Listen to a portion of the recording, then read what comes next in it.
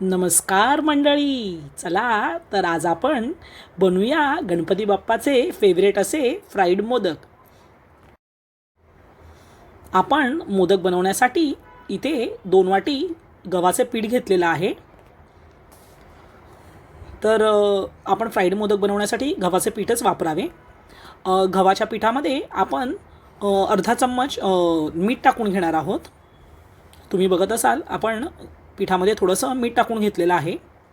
त्यानंतर थोडं थोडं पाणी घालून आपण हा असा पिठाचा एक गोळा करून घेणार आहोत. तर आपण जसं चपातीचं पीठ मळतो तसं आपण पीठ मळून घ्यावं. आपण जो पिठाचा एक गोळा बनवलेला होता त्यापासून आपण हे मध्यम आकाराचे छोटे छोटे असे गोळे करून घेतलेले आहेत. तर तुम्हाला जेवढे मोदक बनवायचे आहेत तेवढे तुम्ही गोळे करून घेऊ शकता. तर मी इथे जवळपास 20 ते 21 असे छोटे छोटे पिठाचे बाऊल बनवून घेतलेले आहेत. सोबतच तुम्ही इथे बघत असाल की मी त्यामध्ये सारण बनवलेलं आहे घालण्यासाठी. ते सारण आपण ना आपलं जे खोबरं असतं, ओलं खोबरं, ते मी किसून घेतलेलं आहे आणि ओलं खोबरं आणि गूळ यांचं मी सारण बनवलेलं आहे. तर इथे आता मी गव्हाची जे गोळा केलेला तो गोळा घेतलेला आहे आणि त्याची मी छोटी अशी पारी करून घेणार आहे. तर गोल अशी पारी आपण करून घेत आहोत इथे. तर तुम्ही बघत असाल काय मस्त अशी पातळ अशी पारी आपण मध्यम आकारामध्ये आपण करून घेत आहोत. मध्ये मध्ये जर तुम्हाला असं वाटत असेल की करताना हाताला ते पीठ चिटकलं जाते तर त्यावेळी तुम्ही तिथे थोडंसं पिठाला हात लावून थोडंसं पिठाचा हात घेऊन तुम्ही ती पारी करू शकता. आणि त्यामध्ये आता मी हे जे ओलं खोबरं आणि गूळ याचं जे सारण बनवलेलं होतं त्यामध्ये मी थोडीशी इलायचीही टाकलेली तर थोडी टेस्टी मस्त येते.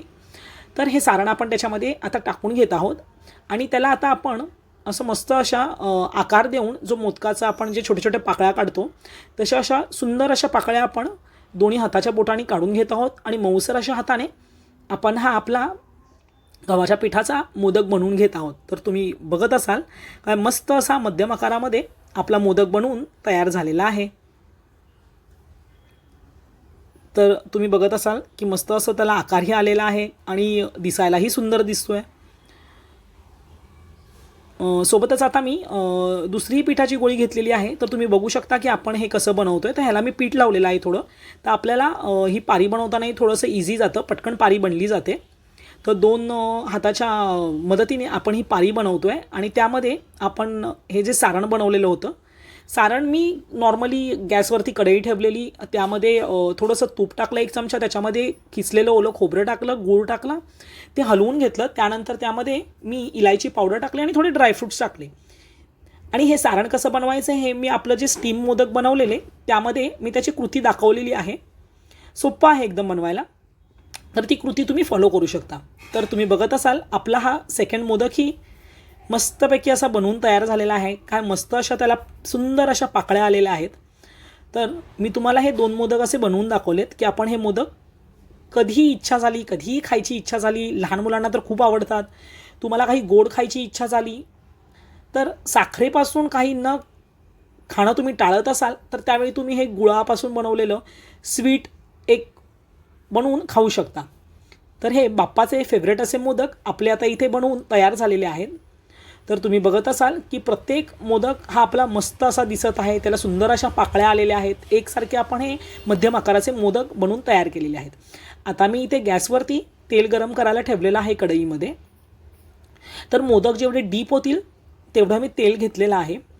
तर जेव्हा तुम्ही तेल गरम होईल तेव्हा तुम्ही गॅस हा थोडा ना मंद आचेवर ठेवावा. गॅस मंद आचेवर ठेवूनच आपल्याला इथे मोदक फ्राय करायचे आहेत. तर आता आपलं तेल चांगलं गरम झालेलं आहे. तर तेलामध्ये आता आपण एक एक मोदक असे सोडून घेणार आहोत. तर जेवढे मोदक त्यामध्ये डीप होतील तेवढेच मोदक आपण त्याच्यामध्ये टाकणार आहोत, म्हणजे सगळे मोदक आपले एकसारखे फ्राय होतील. आणि गॅस इथे बिलकुलही मोठा करू नका, नाहीतर आपले मोदक पटकन फ्राय होतील पण ते आतमधून कच्चे राहतील. त्यामुळे मंद आचेवरच ते मोदक आपल्याला गव्हाचे फ्राय करून घ्यायचे आहेत. तर इथे मी एका टायमिंगला 6 ते 7 मोदक टाकून ते फ्राय करून घेत आहे. तर सर्व मोदक कसे मस्तपैकी फ्राय होतील, त्याला सुंदर असा कलरही येईल. आणि हा एक तुम्ही लक्षात घ्या की मोदक जेव्हा आपण फ्राय करतो त्यावेळी आपल्याला त्या मोदकाला कंटिन्यू हलवत राहायचं आहे.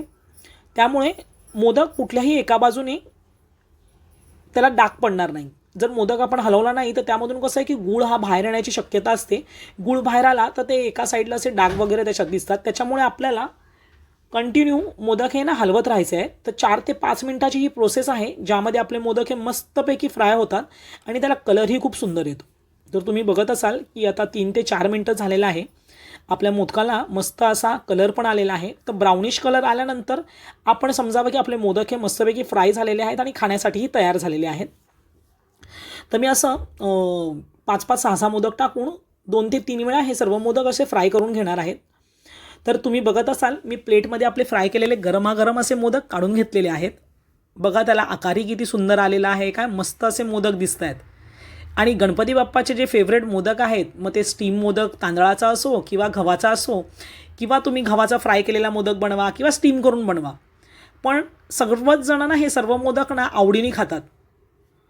आणि दर महिन्याला संकष्टी असते, त्यामध्ये तर आम्ही ना आवर्जून प्रत्येक वेळी वेगवेगळ्या प्रकाराचे मोदक बनवतो. तर कधी आम्ही तांदळाचे उकडीचे स्टीम मोदक बनवतो, कधी फ्राईड मोदक बनवतो, कधी आम्ही गव्हाचेच स्टीम मोदक बनवतो, कधी कधी फक्त गूळ टाकूनही आम्ही स्टीम मोदक बनवतो. तीही कृती मी लवकरच बनवणार आहे. तर तीही रेसिपी तुम्हाला लवकरच आपल्या चॅनलवरती बघायला मिळेल. तर आपल्या चॅनलला लाईक आणि सबस्क्राईब करायला विसरू नका. आणि तुम्ही बनवलेले मोदक कसे झालेत हे कमेंट्समध्ये वाचायला आम्हाला नक्की आवडेल.